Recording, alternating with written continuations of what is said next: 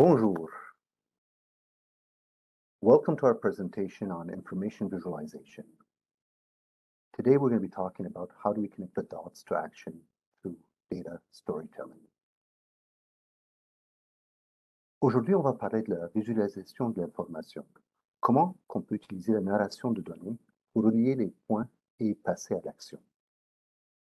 La présentation sera bilingue. We're going to be speaking in English and French. Some of the slides will be in English, some will be in French, and I'll be alternating between both languages.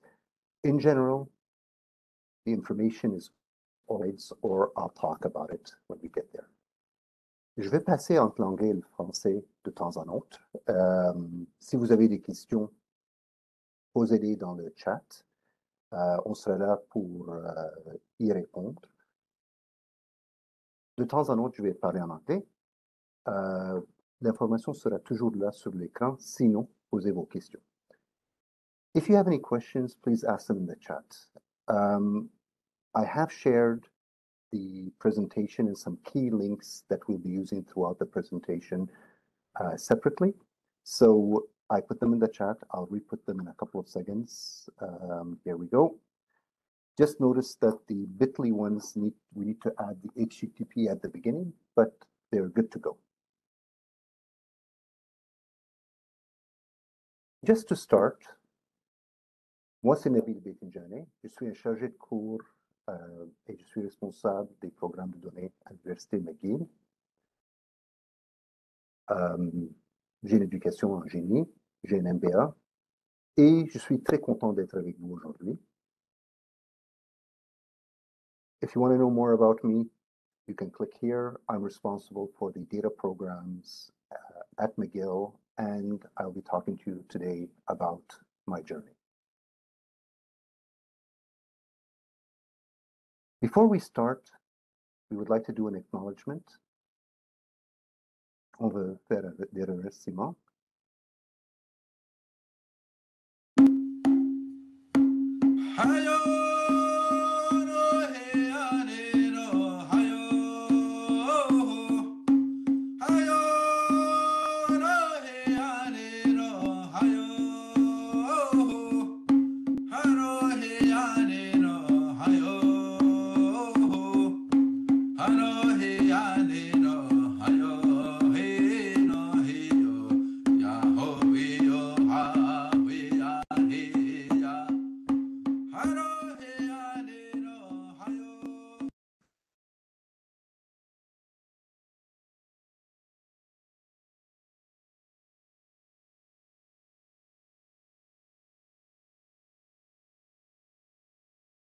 Merci. I'll start by saying we're all on a journey. I'll talk about my journey and where we sit. So today, as I mentioned earlier, I'm responsible for the data programs at McGill. We started by creating different programs, the data science and the machine learning program. We also have the data analytics for business. And while doing that journey, I've discovered and I've been going down different rabbit holes around the area of visualization, which I will share with you a bit of that journey that I'm doing right now to develop a new course on information visualization that we're going to be offering later on. So the way it works for me is I have to go down different rabbit holes and learn a lot of different things, and I'll come up and explain it to you. This journey is part of a bigger journey that I'm doing in life, and we'll get there. Nous sommes tous en voyage. Je vous remercie d'être avec nous pendant ce voyage. Dans les temps récents, je travaille beaucoup plus sur le côté de la visualisation de l'information et comment on peut utiliser les graphiques pour mieux expliquer qu'est-ce qu'on voit, surtout quand on ça vient aux données. Évidemment, le voyage que je fais dans la vie est beaucoup plus grande. Et ça, c'est une petite partie, mais c'est une partie très importante pour moi et je vous remercie d'être avec moi sur ce voyage. I do have an objective. I'm looking to get from you feedback. This course is in the early stages of being developed, and we would love to hear from you. What are your challenges? What journeys are you doing? So we can make this course even better and more suited to you. Un de mes objectifs, c'est vraiment de prendre votre rétroaction, de mieux comprendre où vous êtes dans vos voyages individuels, surtout à la visualisation de l'information. Car nous développons un cours et j'aimerais bien apprendre de vous qu'est-ce qui sera important.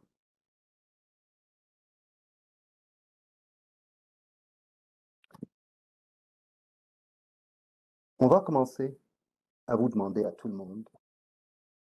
Moi, je suis ici à Montréal, je suis à l'Université McGill maintenant, je suis au centre-ville de McGill. Où êtes-vous?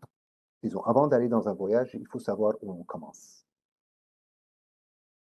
I'm downtown Montreal right now. I'm overlooking the McGill campus. Does anybody want to share where they are? We'd love to see on the chat where everybody is.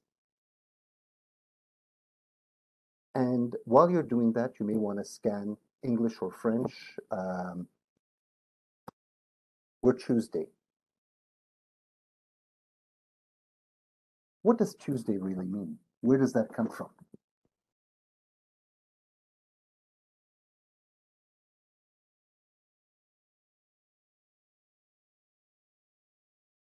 Nous sommes mardi. Ça vient d'où, mardi?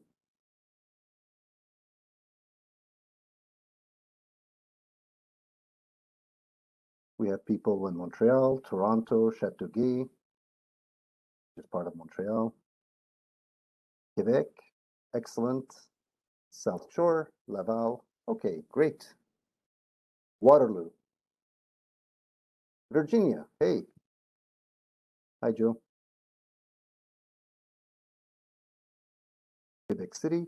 So we have people all over the place. So while you're doing that, wow, we have somebody from Monterey.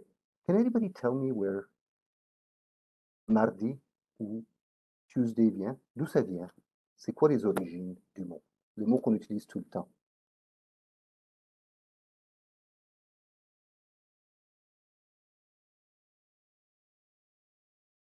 Does anybody want to take a chance? You have the answers, actually. It's in a thread that I give you.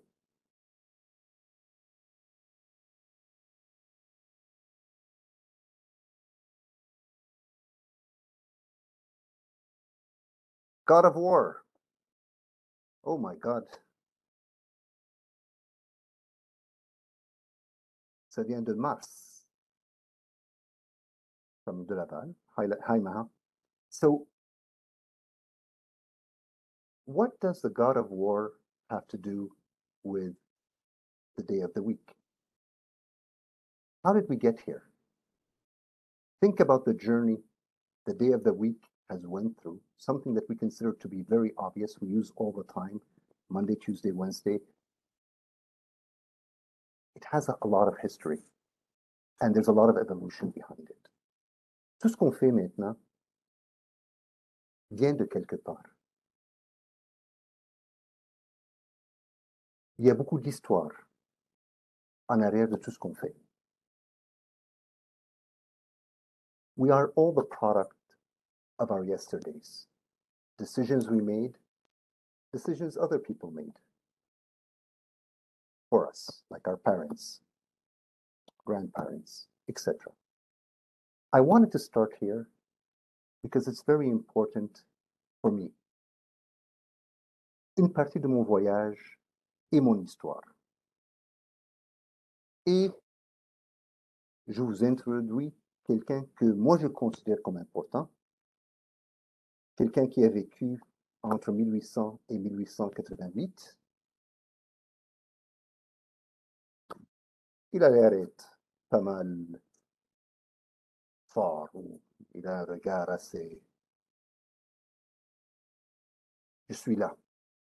Mais c'est quelqu'un qui était là. Si vous regardez son historique, il a fait beaucoup de choses. This gentleman here is one of my yesterdays. He's my great-grandfather on my mother's side. Did a lot of different things. And some of the things he did, well, obviously, I'm here because of him. But I'm also, he wrote some stuff.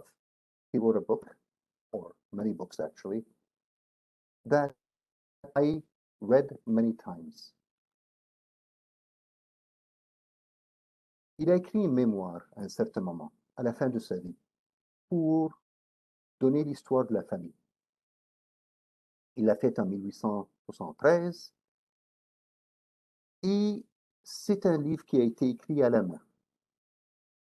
Ça a été publié en 1916 en Égypte d'une façon sélective. Ils ont changé les mots qu'il a dit, mais quand même, ça a été publié là. Il y a eu une traduction en anglais en 88. Moi, j'ai lu une version arabe, je lis beaucoup la version anglaise. Et quelqu'un qui vient côté données, disons, oublions le côté familial, moi, je trouve ça hyper intéressant. The book, this is the book that was written.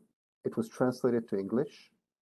This is supposed to be an integral translation of the whole book without any exceptions.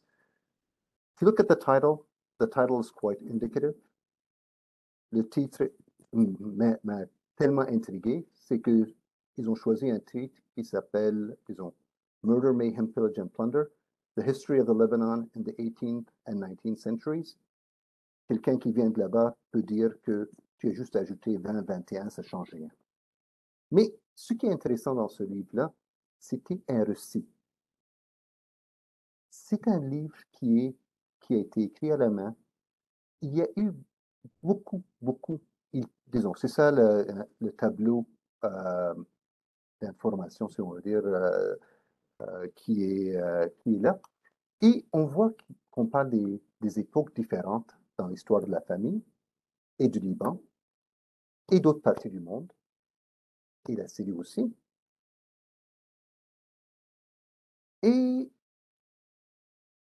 il y avait cette, disons, carte qui était là-dedans, dans le livre. Je ne pense pas que c'était dans le livre original. C'est quelque chose qui a été ajouté dans la traduction.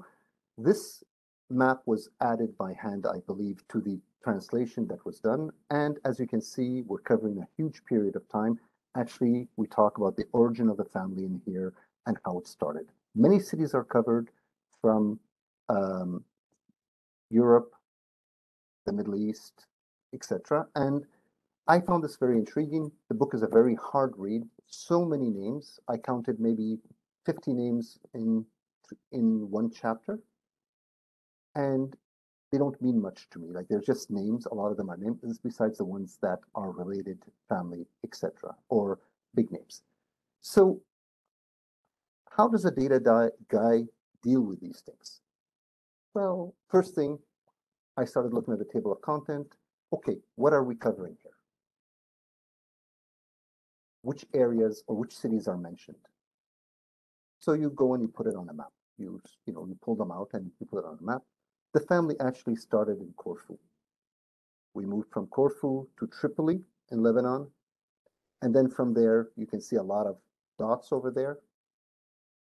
Those dots or markers are different cities that are mentioned just in the table of content, not in the detailed book. Like, that part I didn't do yet.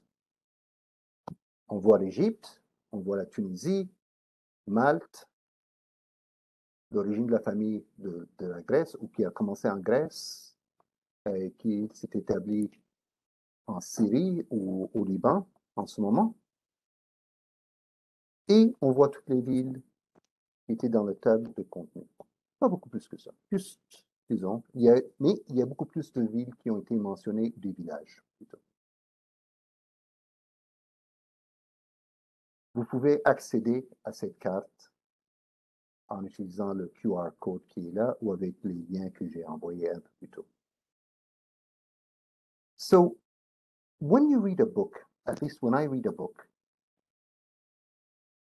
I could not conceptualize all these names and put them together. J'avais besoin de mettre quelque chose de plus physique, de voir quand on parle d'un village, c'est quoi, c'est où. Et en utilisant les cartes, en utilisant Google Earth, j'ai pu avoir une meilleure compréhension de la géographie qui était là. J'ai aussi fait une comparaison entre la carte qui était faite à la main, puis on voit ici Google Maps, une version plus étendue de ce qui était avant. Et j'ai fait une comparaison juste pour voir qu'est-ce qu'il y a. Puis on voit que les proportions n'étaient pas bien suivies. Ce qui me dit que cette carte était faite à la main. Quelqu'un a tracé la côte du Liban, puis les proportions on voit entre Beyrouth et Saïda ne sont pas nécessairement bien établies. Même si le tout tombe bien dans la bonne proportion. As a data person, first thing I looked at is, let me look at this map, let me understand what it is, and what can I get out of it? And when you start looking at the real map, if you want to use the Google map, today's map, you can start seeing the geography. It's a very mountainous area, and this is what made this area very difficult to manage for the authorities at the time. But you also notice that whoever drew the map did it, I won't say the word quickly, but when they did it, they kind of missed the proportions of it. So if you can't really translate this one-to-one to the map, but that's just how I like to look at things.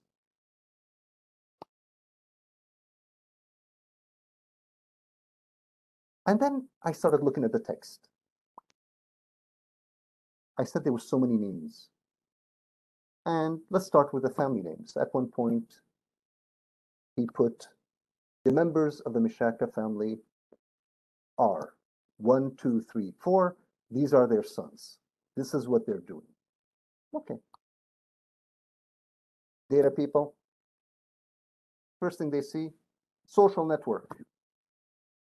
Can we translate this into something that we can use? Est-ce qu'on peut créer un réseau social d'information qui est là? J'ai commencé avec les gens que je connais ou qui sont plutôt la même famille, car c'est plus facile à faire, disons, le mapping entre nom puis un graphe. Mais l'idée là-dedans, c'est d'aller beaucoup plus loin et voir si on peut créer un graphe qui relie les personnages dans les chapitres différents et les personnages de l'histoire. So this is a first, very early exploratory work to try to understand what can we do as data people with that data. Can we create a network? Can we start linking the different chapters, the different people, the different events that are there? Because I'm interested, but anybody else who's interested, this is me, would find it very difficult to follow the dense information that was there.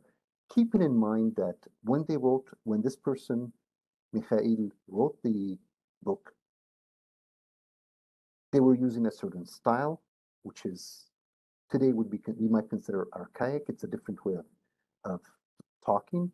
The way that things were written, especially in Arabic, is not what we would call the common Arabic or the Fusha that's used. It was written more in a colloquial Arabic, and there's a lot of Turkish words that were inserted in there because that's how they talked at the time.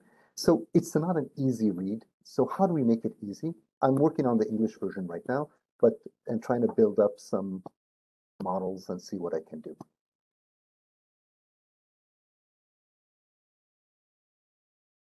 There's a lot of history there. I showed you Google Maps. However, one of the issues you find, especially when you're dealing with multiple languages, is naming. Names change. villages that were there then don't have been renamed, etc. So part of my search, I went online, that's the beauty of today, et j'ai trouvé cette carte du Liban. Regardez la date. C'est plus ou moins le même temps que il a écrit son livre. Mais regardez la résolution de cette carte. Ici, c'est vraiment, on regarde ça de loin, mais on peut aller beaucoup, disons, tous les petits points rouges ou roses qu'on voit ici, on peut voir les villages, on peut voir tout ce qui se passe. This is a high resolution map. It's around 40 or 50 inches wide by 60 or 70 inches high. It was drawn at the same time that the book was written. But it's curious. Look at it. If you look at it, this is written or done by the French. And it was done dressé au dépôt de la guerre. Corps expéditionnaire de Syrie. This is an exploratory group that was sent to Syria and Lebanon to explore and do more than that. This is not exploration. This is mapping to prepare for future work that they were planning to do in that region. Having intelligence is important, and it's incredibly intriguing to see the level of detail that this map has. I have a high resolution copy of it. It's impressive. And there's a lot more to it than we see right now. Like they have even statistics on the distribution of sects and religions in Lebanon for the different cities that are there.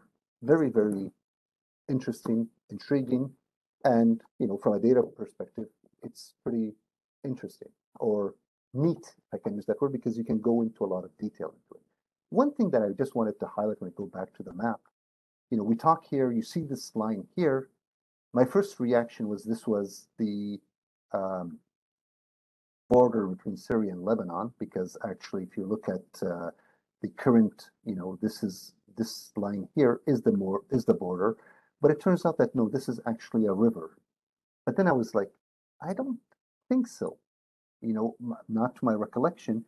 And it turns out that actually, believe it or not, today, if you start looking at the current situation, the river stops around here, actually, or starts around here.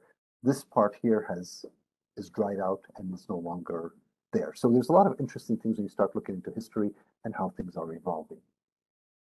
I just wanted to show you this. We jump down a rabbit hole. We look at data. We try to analyze different things. That's the type of work that I do. Why is that important to you? I'm trying to get you to imagine you doing the same thing. Like, I'm not sure if any of you have read Lord of the Rings, any science fiction or real book that has a lot of locations, and you had problems conceptualizing where things were happening. In some cases, it doesn't really matter. You discover as you go along. Like when you go to Lord of the Rings, every new area that's brought up, you understand it.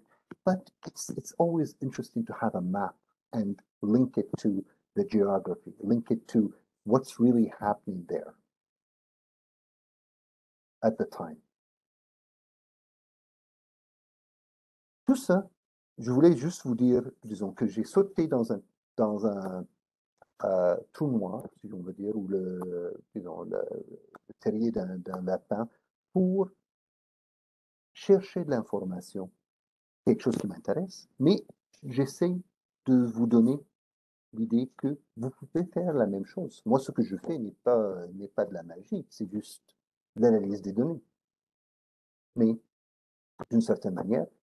Et j'essaie de vous imaginer, si moi je lis un livre, si vous lisez un livre, Est-ce que vous pouvez faire la même chose, avoir une carte à côté pour voir où se passe l'action? Qu'est-ce qui vient après? C'est quoi le lien entre les joueurs ou les acteurs ou les personnes différentes dans le livre?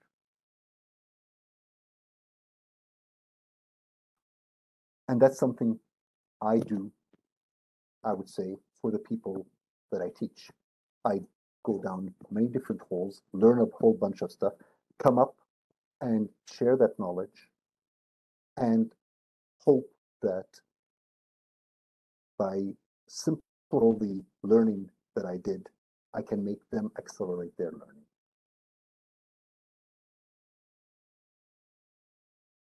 Maintenant, on va parler des concepts. On parle maintenant d'un livre qui s'appelle How Charts Lie, Getting Smarter About Visual Information. On parle de langage. When we talk about visualizations, we talk, there's a language, there's a grammar, there's a vocabulary of symbols and conventions. We have to understand this language. We cannot be immune to understanding that language. And this is something that we tend to forget about. Because we collectively, everyone on this call or on this has been exposed to a lot of graphics and a lot of visualizations. So we are a lot better, in a sense, in understanding this language through just repetition than many other people. But when you start looking at it in detail, you start finding out that actually there's a grammar, there's a vocabulary, there's symbols. Et quand on enseigne ces choses-là, on parle toujours des meilleures pratiques. On ne parle pas de c'est ça la façon qu'on doit faire une graphique ou une visualisation. On parle de c'est ça les meilleures pratiques, ça dépend de ton audience, ça dépend de qu'est-ce que tu fais, etc. Ça dépend aussi de l'expertise que tout le monde a dans le domaine. Pourquoi? Because there's constant evolution. The language is evolving. We're not talking about Latin here. Latin has stopped evolving, and that has created a lot of issues because the language cannot conceptualize around certain concepts. You know, you cannot talk about computers using Latin. You cannot talk about technology using Latin. But you can do some pretty amazing quotes in Latin about human nature, about social issues. Visualization is a language that's evolving, and we need to learn it to avoid abuse. This book goes into a lot of details on the topic. Je vous donne accès ou l'information sur des livres que vous pouvez chercher par vous-même pour apprendre beaucoup plus sur le sujet. Ce livre, je considère comme un livre important quand ça vient à mieux comprendre comment les choses sont, comment on fait des visualisations, etc. OK. Là-dedans, il parle des composantes différentes. Je m'excuse, ça a l'air que j'ai un petit pépin ici avec mon PowerPoint. On parle d'une graphique.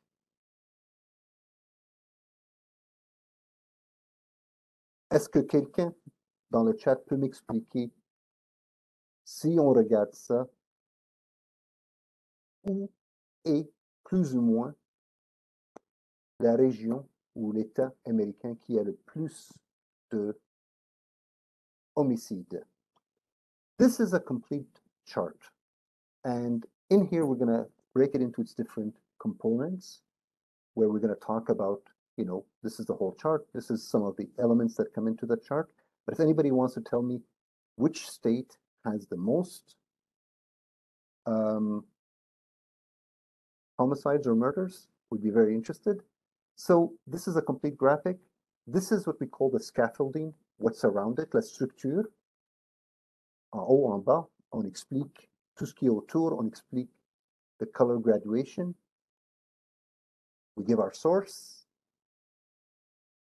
and the content is the map. And in this map, we're talking about a, a specific year. Super. It's Louisiana. It's unfortunate, more than 9 murders per 100,000 people. And we're using color graduation to explain or to show where we have the most murders. Dans un coup d'œil, on peut voir clairement où il y a beaucoup moins de meurtres ou d'homicides que d'autres. On parle ici de 50 États, puis très rapidement, le sud-est, les gens qui connaissent Louisiana, a le plus de meurtres ou de homicides que d'autres.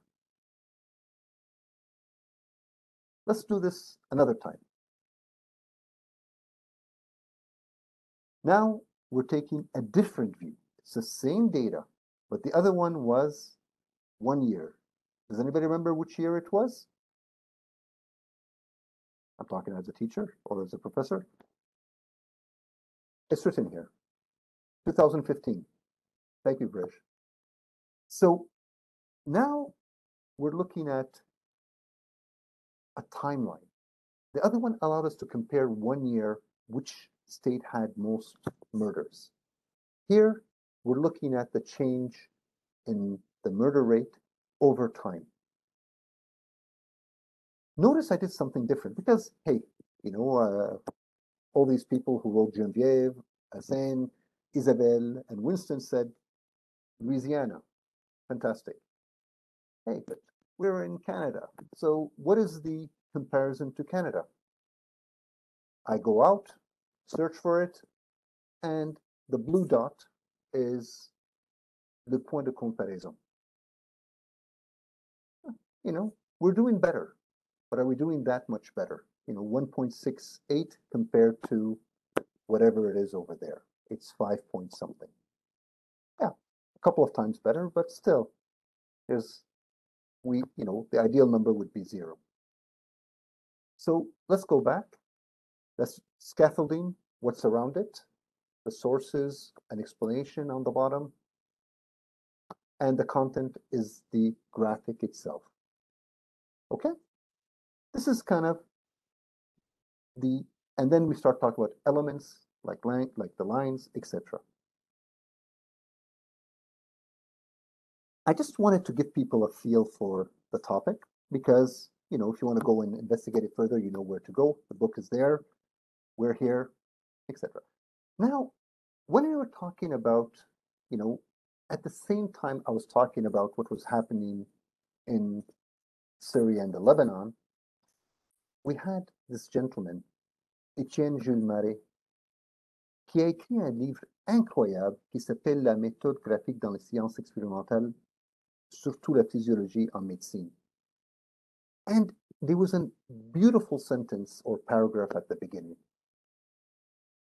It's about why visualize.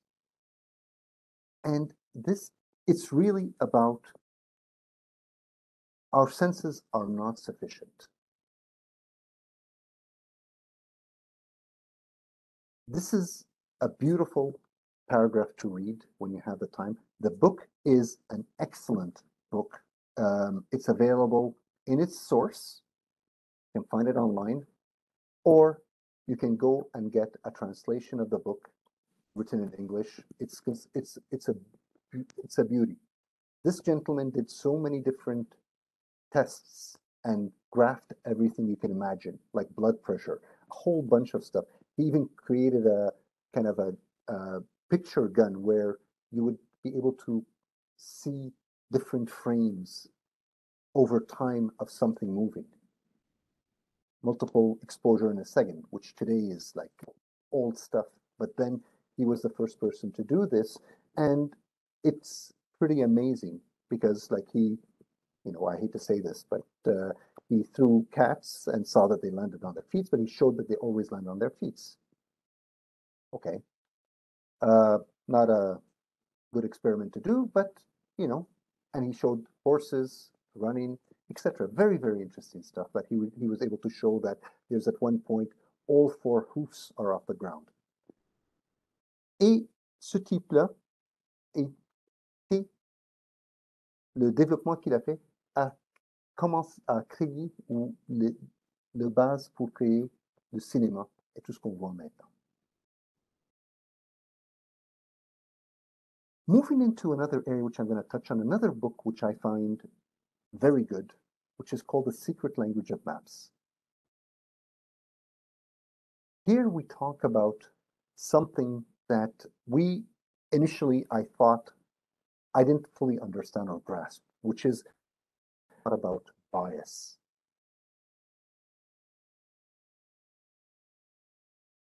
L'idée là-dedans, c'est que on essaie de dire on va éliminer tout ce qui est relatif au bias. Mais la vérité est que tout le monde a ça. Puis on peut mitiguer ou minimiser, mais plus important, on peut comprendre ça. Une autre chose qu'il parle, disons, qui est ressorti dans ce livre avec ces trois personnages-là, disons, je vous ai montré une personne grave, maintenant je vous montre des personnages assez amusantes, c'est le craft ou l'artisanat qui vient avec les graphiques et les visualisations. On parle beaucoup du matériel, on parle des couleurs, on parle du contenu. We have went through a tremendous evolution over the last couple of hundred years. Well, it's even longer than that, but let's focus on the last couple of hundred years when it comes to displaying information. Paper, handwritten, printed, fonts, a whole bunch of stuff.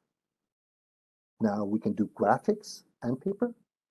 We have screens. We have infinite screens. Okay, we have PowerPoint. I realized yesterday that I shouldn't be using PowerPoint anymore because I'm running out of space to show things. But, there's, a lot of what I'm showing goes beyond the page. But, to go through things, I'll go through it on one page. You can go through it in multiple pages. I'll give you access to all the data, if I can use that, and the files that I was using.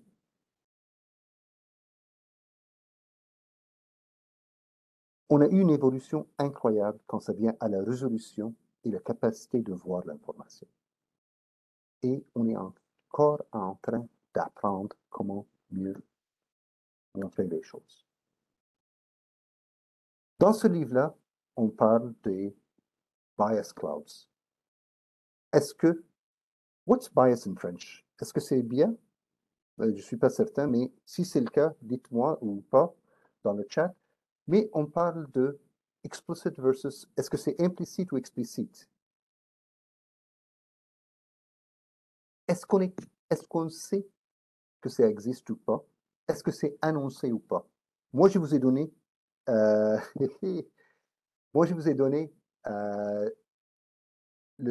disons, mes objectifs. Mais on voit beaucoup de choses qui ne sont pas annoncées. Même mon choix n'est pas nécessairement annoncé, mais dans mon cas, j'essaye que ce soit évident et obvious. My choices, I hope, are obvious. But we do have biases which are harmful. It is when we exclude people. On peut avoir, c'est comme le sexisme, racisme, le choix qu'on utilise, le genre, toutes ces choses-là est excessivement important. Si quelqu'un peut se rappeler, puis ça c'est je demande trop, mais si on revient au réseau social que j'ai fait de la famille Mishaka il y a 140 ans, est-ce qu'il y avait un bias là-dedans? Je reviens là-dessus. I'm sorry. Is there a bias, an evident bias that we see in here?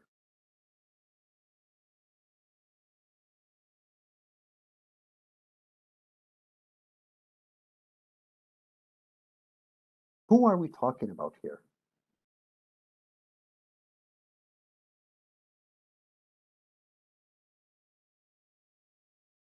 My own family, yes.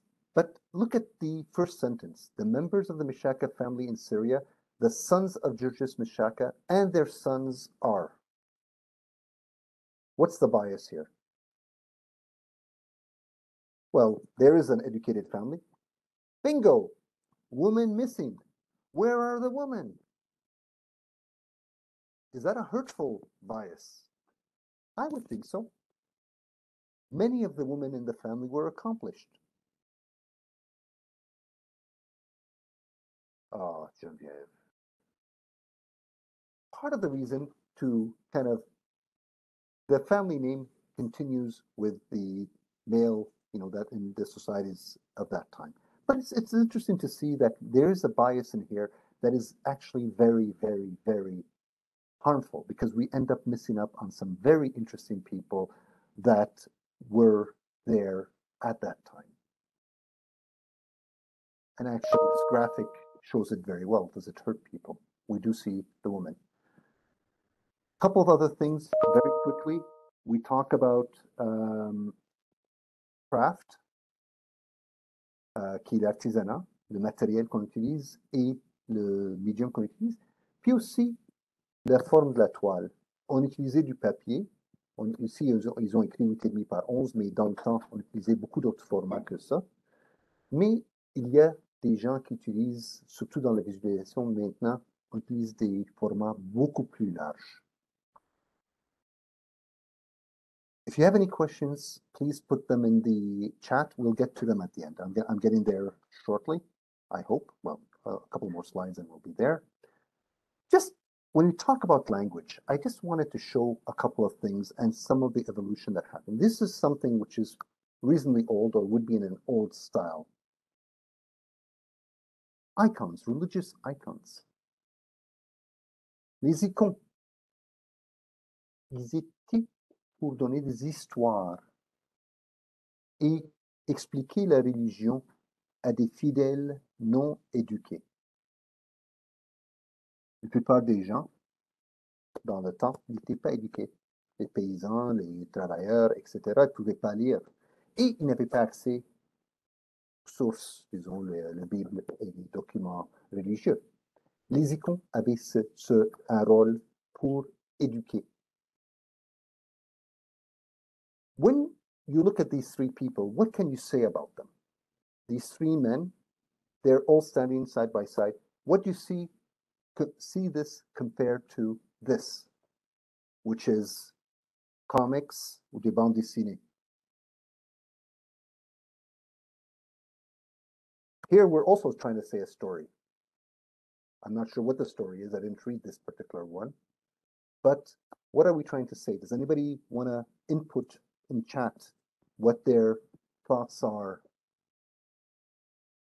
on this particular family, this particular group of heroes, the Avengers? Yep. Power common? There's political and physical power? Is there a power differential over here? Building on what Yasmin is saying. I'm going to go back and go forward. Can anybody see the difference? The cap is up front. Yes, Zach, that's exactly the point. He is the hero. Actually, in this particular case, these three gentlemen nearly split the church.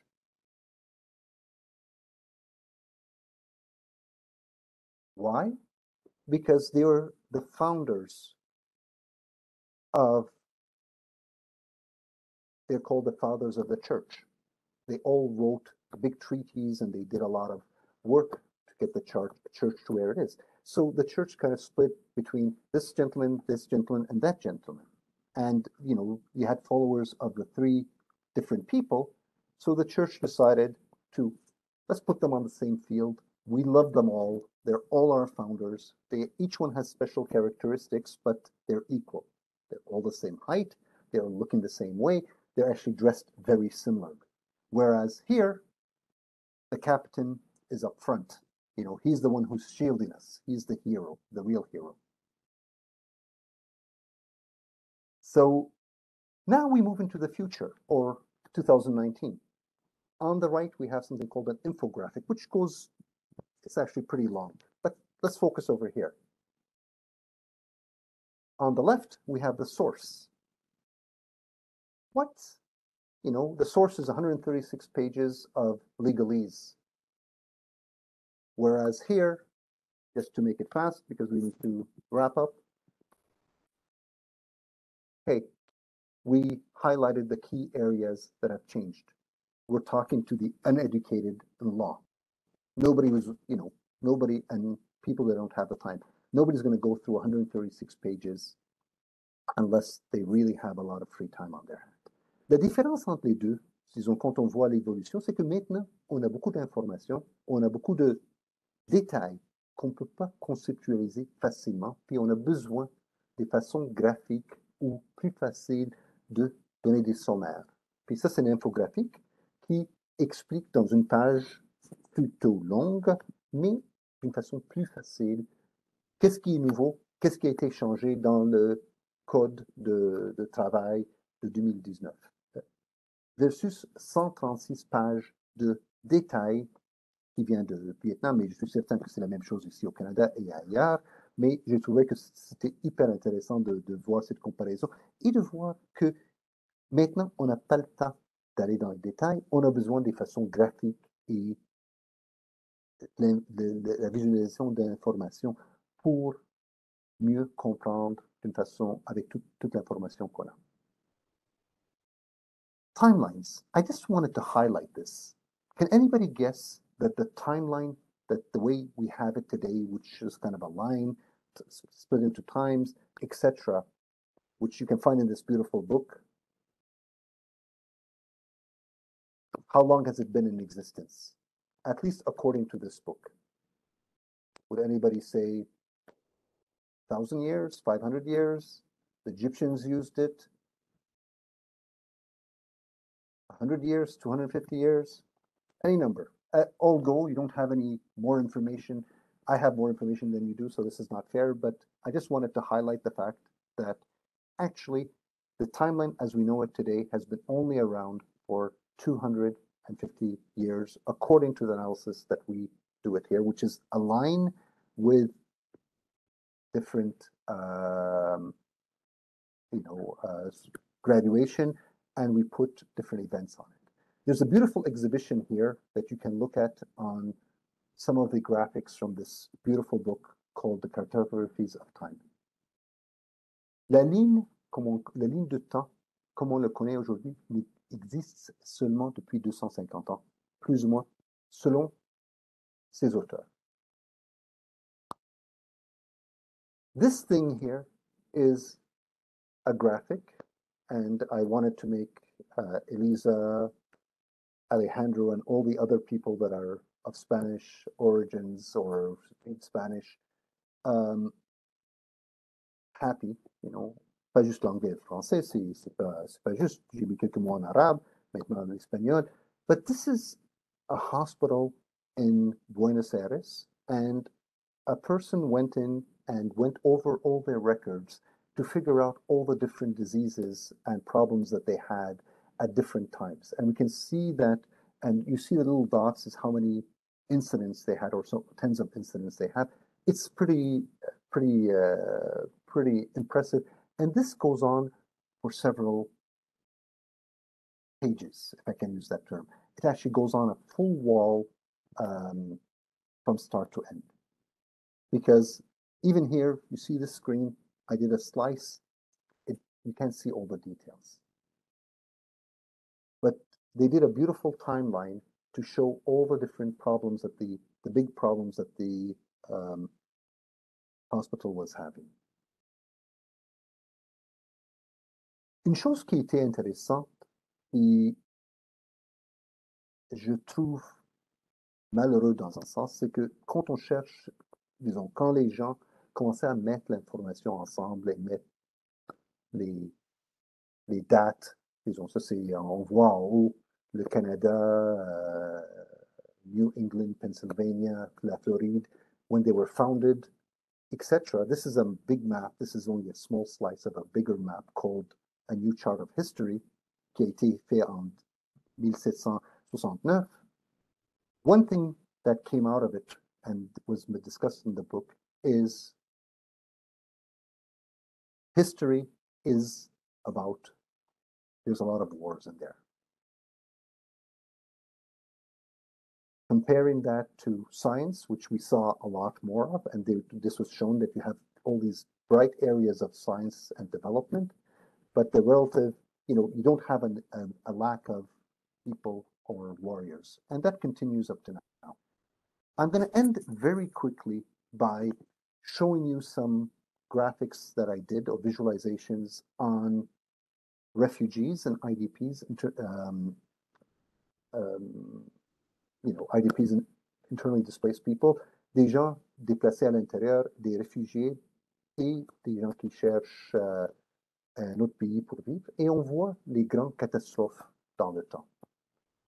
On voit ici Syrian Arab Republic, 14 millions, plus ou moins. Puis on voit, ça a commencé vers le 2011. Tout d'un coup, boum, on arrive à 12 millions, puis ça reste là. Les autres, les pays qu'on a entendu beaucoup parler, Afghanistan, Congo, les gens n'en parlent pas beaucoup, ne savent pas, mais disons, il y a un gros problème là-bas. Ukraine, maintenant, pouf, tout d'un coup, on arrive à 12 millions. Et quoi d'autre? La Colombie. Very impressive. I didn't even know about the problems over there. They have a lot of internally displaced people, not refugees, people just pushed from their homes, going to different areas. This is, if you want to look at it, if we had the time, I would tell you to explain the different elements that are here, but you can see all the elements that we talked about earlier on.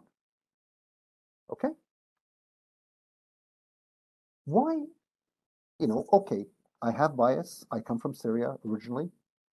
But I'm not the only one that has said that there's a big problem with Syria. Yes, it's a high number, but why did people call it one of the biggest catastrophes of recent times, or humanitarian catastrophes? I looked at the numbers a bit differently, and I said, well, let's look at the displaced people versus the population. And we see this. Around 67% of the Syrian population has been displaced, either outside the country or inside the country. Afghanistan is pretty high up. Ukraine is catching up. But we're still dealing with 30%. And I'm not trying to minimize the problem. Don't get me wrong. Ça fait mal au cœur. Il y a des familles, des gens, des parents qui ont perdu leurs enfants et tout dans ces situations-là. Ça fait mal au cœur de voir ces chiffres-là. Et on parle de 5 millions et plus de gens qui sont à l'extérieur de leur maison. We're talking about more than 5 million people. But I was just trying to highlight that this is a big problem, and even bigger because recently you must have heard about the Turkey and Syria earthquake, which just kind of the icing on the cake for the people that are over there. And going back to problems, I'm going to end with this one. Just quickly look at this. This is how the evolution of people problems have been over time. The world is getting more violent, whether we agree or not, or at least we don't have a lot of wars going on or localized wars, but when there are wars, we see a lot of displacement.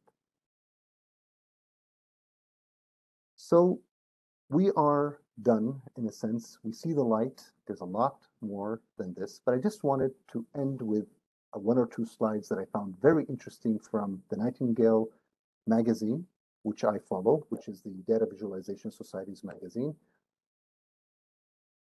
This kind of explains very well what we try to do. I follow the green line a lot. Go down, go up, go down rabbit holes. When I finish, I like to give the people I work with a shorter path, a linear path, because not everybody has the same time I do to learn. So we like to focus people on the yellow line in our education. And this is why we're developing a new course in information visualization. But this tells you a lot about how we do it. And this here was beautiful because this captures a lot of what we do in the first work that we have right now in the current certificates, where we learn Tableau, Alteryx, and a bit of SQL, maybe sometimes Power BI. Now we're adding Python to the mix. Well, actually, it depends on where you are. You're going to learn Python. I'm talking specifically for visualization. This is how we're going to go about it going forward. Okay. So with this exercise you can do on your own, but it's kind of interesting. While people are asking questions, you can think about it.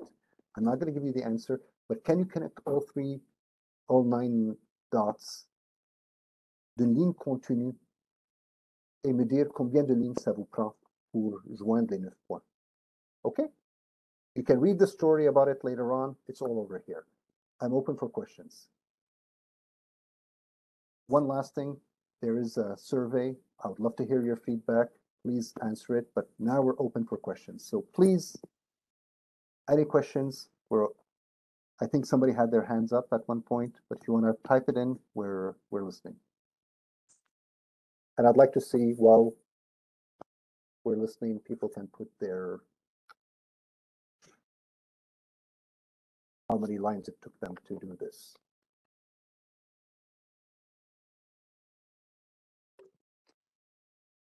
Thank you, Vrej.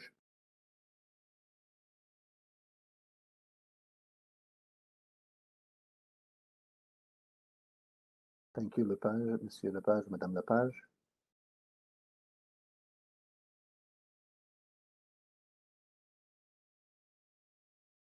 Everybody stuck with connecting the dots? Thank you, John, for being here. By the way, John is the one who keeps using the term connecting the dots. I borrowed it from him. Thank you, Derek. Thank you, Dino. What is the minimum number? It depends. You have to think outside of the box. And thank you, Isaac. 5? Yeah. You can do it in 4. You can do it in 3. You can even do it in 1. It depends on your perspective. Read the article. It's very cool. Vous pouvez les faire en 4, 5 évidemment, 3, 2 ou 1 même. Regardez l'article qui vient avec.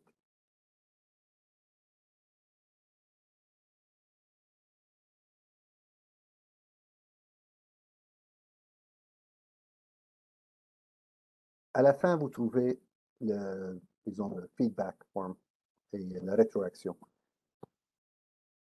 Merci, Moujin. Yes.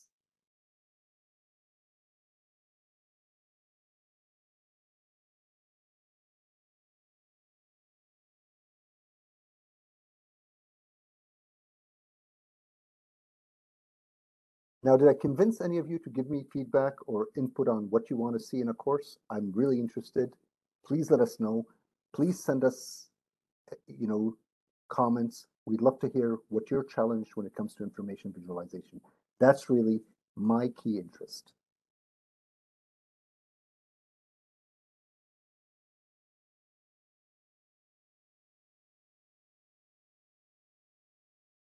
Well, I put my glasses on right now.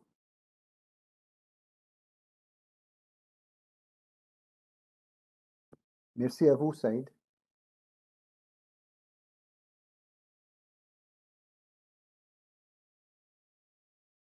Merci, Isabelle. Merci, Ruba. Merci, Zaragoza. Bye, Kuna. Thank you, Juan.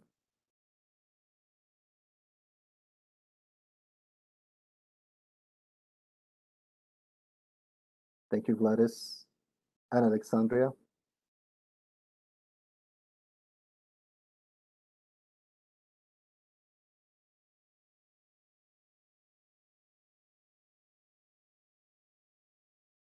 Thank you, Celia.